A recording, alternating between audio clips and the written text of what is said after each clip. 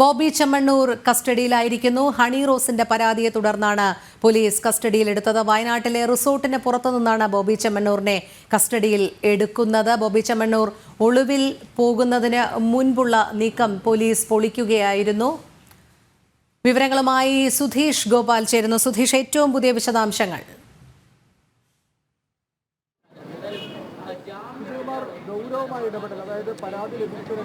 രോഹിണി, ഇന്ന് വൈകിട്ട് 7 മണിയോടുകൂടി എറണാകുളം സെൻട്രൽ പോലീസ് സ്റ്റേഷനിലേക്ക് ബോബി ചെമ്മണ്ണൂരിനെ എത്തിക്കാൻ സാധിക്കും എന്നതാണ് ഇപ്പോൾ പോലീസ് നൽകുന്ന പ്രതീക്ഷ.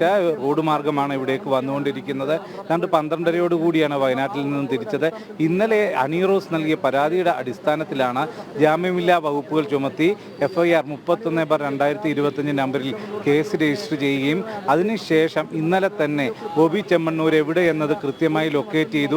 നേരത്തെ കൂട്ടി തന്നെ ഇത് നിരീക്ഷണത്തിലുണ്ടായിരുന്നു. ഇപ്പം ഹണി റോസ് ഇത്തരം ഒരു പരാതിയുമായി രംഗത്ത് വരുമ്പോൾ ആരോപണം ഉന്നയിച്ചു കഴിഞ്ഞതൊക്കെ പിന്നെ ബോബി ചെമ്മണ്ണൂർ പോലീസിൻ്റെ രഹസ്യമായി നിരീക്ഷണത്തിലായിരുന്നു എന്ന് തന്നെയാണ് നമുക്ക് മനസ്സിലാക്കാൻ കഴിയുന്നത്. അതിൻ്റെ അടിസ്ഥാനത്തിലാണ് വയനാട്ടിൽ എത്തിയത് അറിയുകയും വയനാട് പോലീസിനെ വിവരം ധരിപ്പിക്കുകയും ചെയ്ത ശേഷം കൊച്ചി സെൻട്രൽ പോലീസിൽ നിന്ന് പോലീസ് സ്റ്റേഷനിലെ ഉദ്യോഗസ്ഥർ അവിടേക്ക് എത്തി ബോബി ചെമ്മണ്ണൂരിനെ കസ്റ്റഡിയിലെടുത്ത് എയർ ക്യാമ്പിൽ കൊണ്ടുവന്ന് ചെറിയ തോതിൽ അല്പസമയം ചോദ്യം ചെയ്യലിന് ശേഷമാണ് ഇങ്ങോട്ട് പോന്നേക്കുന്നത്. ഈ ചോദ്യം ചെയ്യലും മറ്റുമായി ബന്ധപ്പെട്ട കാര്യങ്ങളിൽ കൊച്ചി പോലീസിൻ്റെ നിയന്ത്രണത്തിലാണ്. വയനാട് പോലീസ് എന്നാൽ ഇതിനു വേണ്ട എല്ലാ സജ്ജീകരണങ്ങളും സൗകര്യങ്ങളും സംവിധാനങ്ങളും ഒരുക്കി നൽകിയിരുന്നു.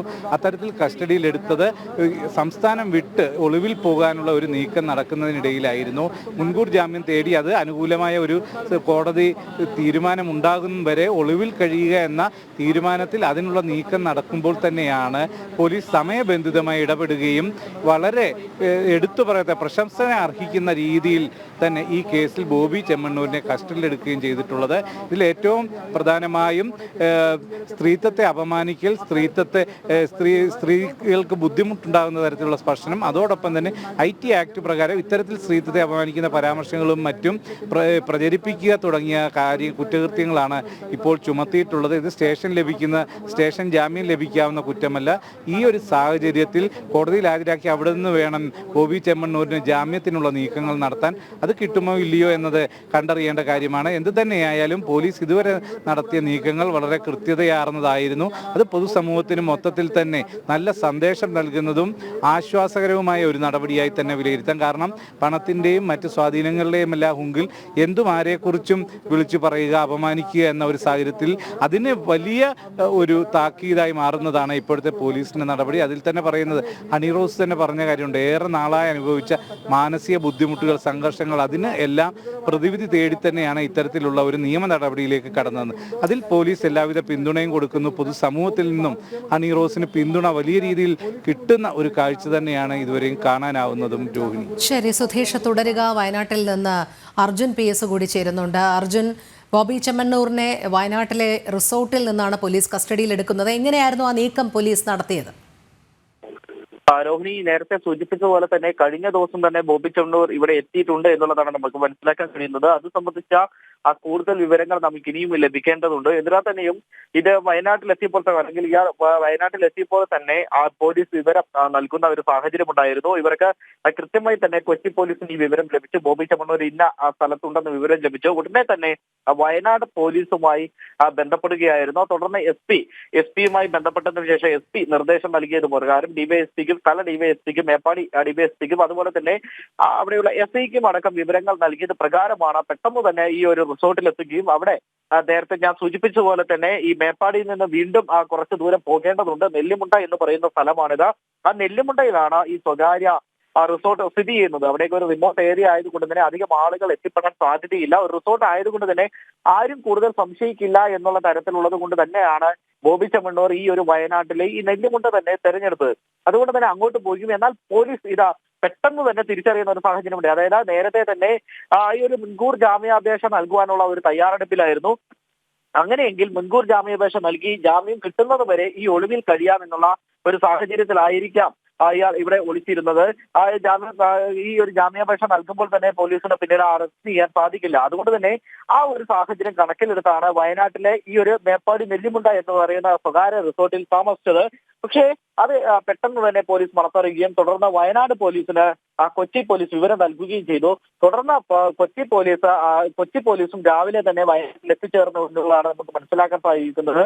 പിന്നീട് ഈ രണ്ട് പോലീസിന്റെ സംയുക്ത സംഘം ഈ റിസോർട്ടിൽ എത്തുകയും തുടർന്ന് ഈ ബോബി ചെമ്മണ്ണൂരിനെ കസ്റ്റഡിയിൽ എടുത്തുകൊണ്ട് അയാളുടെ തന്നെ സ്വകാര്യ വാഹനത്തിൽ ഈ AR ക്യാമ്പിലേക്ക്, നേരെ SP ഓഫീസിലേക്കല്ല പോയത്, AR ക്യാമ്പിലേക്കാണ്.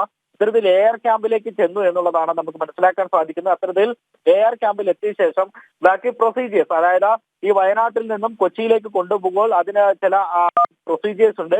ആ പ്രൊസീജിയേഴ്സ് ഒക്കെ കഴിയുന്ന പ്രകാരം അത് രഹസ്യമായിട്ടുള്ള നീക്കങ്ങളാണ്. മാധ്യമങ്ങൾക്ക് പോലും വിവരങ്ങൾ ആദ്യം ലഭിച്ചിരുന്നില്ല. തുടർന്ന് ഇയാളെ കസ്റ്റഡിയിൽ മേപ്പാടി എത്തിയതോ തുടർന്ന് AR ക്യാമ്പിൽ എത്തിയതോ മാധ്യമങ്ങൾ അറിഞ്ഞിരുന്നില്ല. പിന്നീട് AR ക്യാമ്പിൽ എത്തി ഈ പ്രൊസീജിയർ തുടരുന്നതിനിടയ്ക്കാണ് മാധ്യമങ്ങൾ ഇത്തരത്തിൽ ഈ വിവരങ്ങൾ അറിയുന്നത്. അതായത് ബോബി ചെമ്മണ്ണൂരിനെ അറസ്റ്റ് ചെയ്തു, കസ്റ്റഡിയിൽ എടുത്തു എന്നുള്ള ഒരു വിവരം തന്നെ അറിയുന്നത്. തുടർന്ന് മാധ്യമങ്ങൾ അവിടേക്ക് ചെല്ലുകയും, എന്നാൽ അവിടെ വലിയ രീതിയിൽ പോലീസിന് ഒരു ബന്ധവസ്തു ഉണ്ടായിരുന്നു. അതുകൊണ്ട് തന്നെ മാധ്യമങ്ങൾക്കൊന്നും ഉള്ളിലേക്ക് പ്രവേശിക്കാനുള്ള ഒരു സാധ്യത ഉണ്ടായിരുന്നില്ല.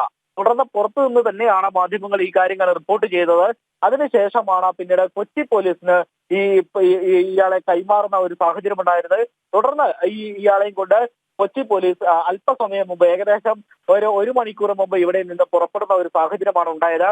അതിനാൽ തന്നെയും നമുക്ക് മനസ്സിലാക്കാൻ സാധിക്കുന്നതനുസരിച്ച് ഒരു 6-7 മണിക്കൂർ ദൂരം ഈ കൊച്ചിയിലേക്കുണ്ട്. പോലീസ് വാഹനമായതുകൊണ്ട് തന്നെ കുറച്ചുകൂടി നേരത്തെ എത്തുമെന്നാണ് നമ്മൾ കരുതുന്നത്. അതുകൊണ്ട് തന്നെ ഏകദേശം 6 മണിക്കൂർ കൊണ്ട് തന്നെ ഇവിടെ എത്തിച്ചേരാൻ സാധ്യതയുണ്ട് എന്നുള്ളതാണ് നമുക്ക് മനസ്സിലാക്കാൻ സാധിക്കുന്നത്. ഇപ്പോഴുള്ള സമയം അനുസരിച്ച് മിക്കവാറും കോഴിക്കോട് എത്താനുള്ള ഒരു സമയമായിട്ടുണ്ട് എന്നുള്ളതാണ് നമുക്ക് അറിയാൻ കഴിയുന്നത്. അങ്ങനെയെങ്കിൽ ആ വഴിയാണോ പോവുക, ഏത് വഴിയാണ് ഇവർ കൊച്ചിയിലേക്ക് പോവുക എന്നുള്ളത് അറിയേണ്ടതുണ്ട്.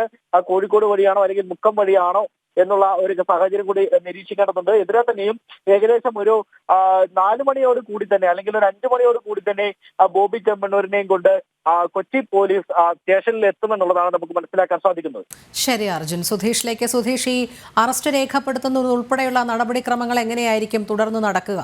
ബോബി ചെമ്മണ്ണൂർ പോലീസ് കസ്റ്റഡിയിൽ. ഹണി റോസിന്റെ പരാതിയിൽ വയനാട്ടിൽ നിന്നാണ് ബോബി ചെമ്മണ്ണൂരിനെ കസ്റ്റഡിയിലെടുത്തത്. ബോബി ചെമ്മണ്ണൂരിനെ വയനാട് AR ക്യാമ്പിൽ നിന്ന് കൊച്ചിയിലേക്ക് കൊണ്ടുപോയിക്കൊണ്ടിരിക്കുകയാണ്.